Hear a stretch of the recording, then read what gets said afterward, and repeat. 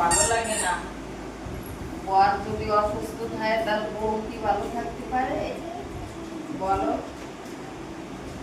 আসো, তোমার নিয়ে থাকি দাদা। আসো, আমার ভাই ভালো। তোমরা কেউ খারাপ কিছু মনে করো না। মেয়ের ছেলে, তাই ফাজলামি করতেছি।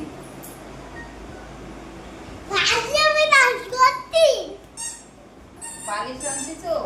আমরা শোবো।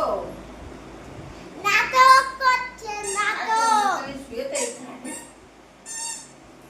খাটের তলে দিয়ে শোবো? না না, মানসি খারাপ করবে দাদা। তুমি এদিকে শো।